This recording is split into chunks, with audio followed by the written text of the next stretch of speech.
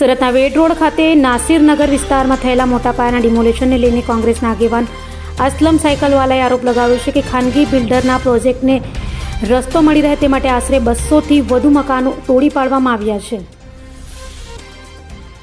સુરતના central zone હેઠળના વેડ road નાસિરનગર વિસ્તારમાં શનિવારે મોટા પાયા ડિમોલેશન કરવામાં આવ્યું હતું। સ્થાનિકોના જણાવ્યા મુજબ આશરે 200થી વધુ મકાનો અને ઝૂંપડાઓને તોડી પાડવામાં આવ્યા છે, જેના કારણે અનેક પરિવારો ઘર વિહોણા બન્યા છે। કોંગ્રેસના આગેવાન અસલમ સાયકલવાલાએ આ સમગ્ર કાર્યવાહી પર ગંભીર સવાલો ઉઠાવ્યા છે। તેમના કહેવા મુજબ કોઈપણ પ્રકારની પૂર્વ નોટિસ આપ્યા વગર ડિમોલિશન કરવામાં આવ્યું છે, જ્યારે નિયમ મુજબ અસરગ્રસ્ત લોકોને અગાઉથી જાણ કરવી જરૂરી હોય છે। અસલમ સાયકલવાલાનો આરોપ છે કે ખાનગી બિલ્ડરના પ્રોજેક્ટની બહાર નતરૂપ ગણાતા ઝૂંપડાઓને તાત્કાલિક દૂર કરવા માટે આ કાર્યવાહી કરવામાં આવી હતી। તેમણે આને ખાનગી હિત માટે રમાયેલો ખેલ ગણાવ્યો છે। Arshad Zariwala ward number 12 corporator 30 तारीख शनिवार थी लईने 1 तारीख सुधी एक जंगल राज जेवुं वातावरण आ नासिरनगर जेवा विस्तार जे सूरत शहर में है पण लागतो हतो के जंगल राजनी जेम सूरत महानगरपालिकाना अधिकारीओ भूरा कपड़ा पहेरीने अने सोपारी लईने आ नासिरनगर ने खाली कराववा निकळेला हता। पहले प्रथम दिवसे जયારે मैं एमनी मुलाकात लीधी અને અધિકારી જવાબદાર અધિકારીઓને મળ્યો 1:30 વાગે તો જીવન જે જેડો છે રામજીભાઈ એમને ફોન કર્યો કે ભાઈ તમારી પાસે કોઈ લેટર્સ છે આ વસ્તીવાળાને બહાર કાઢવાનો કે આ ડિમોલાઇઝ કરવાનો? તો એ લોકોએ કીધું અરશદભાઈ હું જમવા આવ્યો છું, અડધો કલાક પછી આવું છું। ત્યાર પછી મેં કતારગામ ઝોનના ઝેડો મનીષભાઈને ફોન કર્યો, એમણે કીધું કે અરશદભાઈ મારું કાર્યક્ષેત્ર નથી। ત્યાર પછી અમે કમલેશ વસાવાને ફોન કર્યું, એણે કીધું કે અમારો ક્ષેત્ર નથી। એટલે આ લોકોની આખી સમગ્ર ટીમ અહીંયા મોજૂદ હતી, ભૂરા કપડામાં પહેર્યા દેખાતા હતા, એ લોકોના કોન્ટ્રાક્ટરો હતા, એ લોકોની મશીનરી હતી અને ચોક બજાર પોલીસ સ્ટેશનનો સ્ટાફ હતો અને એસઓજીનો સ્ટાફ હતો। કોઈ બી વ્યક્તિને કંઈ સાંભળવા તૈયાર નહીં હતા, કોઈ બી મીડિયાને ઉભા રાખવા તૈયાર નહીં હતા। કોર્પોરેટર તરીકે જ્યારે મેં એ લોકોને રજૂઆત કરી કે ભાઈ 83,000 લોકોએ મને ચૂંટીને મોકલેલો છે, તમે જો લોકોને મળવા નહીં દો તો આ તમારો અન્યાય થશે, તો એ લોકો કંઈ વાત સાંભળવા તૈયાર નહીં હતા।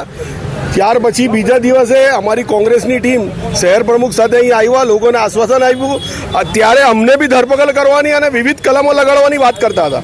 ત્યારે અમે અહીંયાથી ગયા અને જઈને સુરત મહાનગરપાલિકા પર ધરણા કર્યા। 2.5 થી 3 કલાક અમને સાંભળવામાં નહીં આવ્યું, અમે બહાર જ બેસી રહ્યા। 3 કલાક પછી લાલગેટ પોલીસ સ્ટેશનના પીઆઈ સાહેબ આવ્યા અને અમે જઈને રજૂઆત મહેશભાઈને કરી, મહેશભાઈને વાત કરી। ત્યાં આ ઝેડો બેઠેલા હતા રામજીભાઈ, મહેશભાઈએ એક જ શબ્દમાં કીધું કે આ એસએમસી તરફથી કોઈ ડિમોલેશન તમે કર્યું નથી, આ અમારું કામ નથી। ત્યારે અમે પૂછ્યું કે આ બાજુમાં બેઠેલા ઝેડો તો એમ કહે છે કે મારું કામ છે સેન્ટ્રલ ઝોનનું, તો તમે કહો છો કે તમે સાચા છે, ક્યાં સાચા છે? એનો જવાબ લેવામાં માનનીય કમિશનર સાહેબ પાસે ગયા। કમિશનર સાહેબે બી એમ જ કીધું કે આ સુરત મહાનગરપાલિકાએ ડિમોલેશન નથી કર્યું।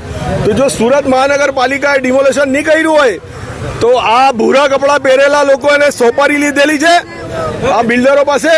અને એના પછી અમે ત્યાંથી ચોક બજાર પોલીસ સ્ટેશન ગયા અને પીઆઈ સાહેબને કીધું કે ભાઈ તમને કોઈ ઓર્ડર્સ મળેલા છે આ એસએમસીના અધિકારીઓને પ્રોટેક્ટ કરવાનું?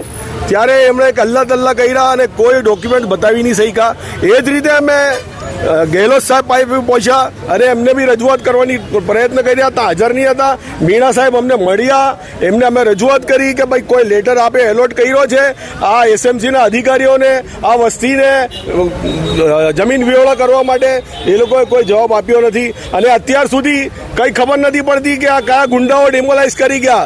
એક વસ્તુ ખબર પડી કે જ્યારે મલબો ઉચકતા હતા ત્યારે મેં રામજીભાઈને ફોન કર્યો કે સાહેબ તમે તો ના પડતા હતા કે અમે અમારો રોલ નથી। તો કે હર્ષદભાઈ ચોમાસાનો સમય છે, અમને રોડા મળતા નથી। ઝેડો કે છે સુરત મહાનગરપાલિકાનો કે ચોમાસાનો સમય છે, અમને રોડા મળતા નથી, એટલે થોડા રોડા ઉચકવા દો। મેં કીધું સાહેબ તમે તો ના પડતા હતા કે અમારી ટીમ નથી, પછી કેવી રીતે સેન્ટ્રલ ઝોન પહોંચી ગયું? એટલે બિલકુલ બે નીતિ છે એ લોકોની, એ લોકોનો રોલ છે। એના પછી બીજા દિવસે ગભરાઈ ગયા અને એ જ સેન્ટ્રલ ઝોનની ટીમ અહીંયા સર્વે કરવા આવી। જ્યારે એ લોકોએ ડિમોલિશન નહીં કર્યું હોય તો પછી સર્વે કરવાની શું જરૂર પડે? એટલે ખબર પડી જાય છે કે આ ડિમોલેશન આ સુરત મહાનગરપાલિકાએ કર્યું છે પણ ઇલીગલ તરીકે કર્યું છે। અભય થઈને નિષ્પક્ષતાથી નિરપેક્ષ રીતે વાસ્તવિકતાનો અરીસો રૂપી સચોટ માહિતી લાવતો સત્યની સાથે અભય ટાઈમ્સ.